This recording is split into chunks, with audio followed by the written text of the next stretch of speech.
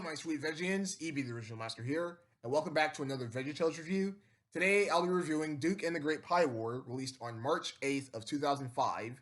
So, in this episode, Bob and Larry are at the countertop where they receive a letter from Cody Gordon from Evergreen, Colorado, where Cody has become a big sister.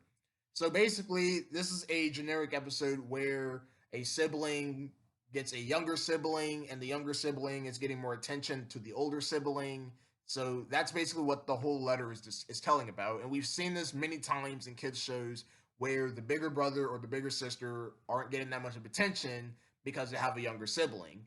So that's where Larry then tells Bob that he actually has three brothers, which is Mark the Cucumber, Steve the Cucumber, and Bob the Cucumber. And this was the best part of the episode because we haven't seen Larry's brothers before in the show. And I actually do love that concept a lot because we're getting more information about Larry's family tree.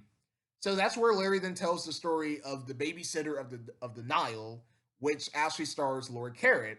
And this is interesting is because that we haven't gotten many segments of VeggieTales where Laura played as the main character. And I do believe this is her first time playing as a main character in a segment of a VeggieTales episode, while Junior is always getting much of attention. So this is one scene of Babysitter in the Nile where Jimmy Gord plays as a lifeguard saying, Egyptians swam Hebrews out of the water. So basically, that's where the Egyptians have to take a swim in the swimming pool, which I thought was pretty hilarious. So the reason why Laura is taking care of her brother, I don't even know why I called Larry a he. I apologize. The reason why Laura has to take care of her brother, apologies, is that her parents told her that they have to make sure that the baby isn't a female because I mean a boy. I'm sorry, a boy is because that the Egyptians wants to kill all babies. I'm assuming. That's basically how the story went, and I honestly don't care if you guys correct me in the comments because that I can care less about this.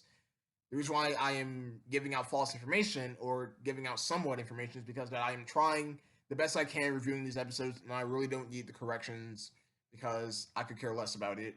So it all ends with Laura becoming nice with her brother, and that's basically it. There's actually a singing number in this episode where Laura is singing what can a baby actually could do.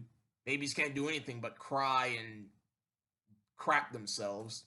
But now moving on to the Blues with Larry, which is the Silly Song with Larry segment, where Larry is singing the blues with a lemon who plays a harmonica and a guitar.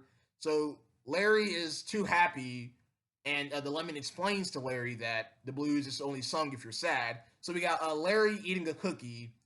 The lemon then just takes the cookie away from Larry and smashes it with the guitar, and that's where Larry then sings a song about a polka and his poodle, basically. So that was the Blues with Larry.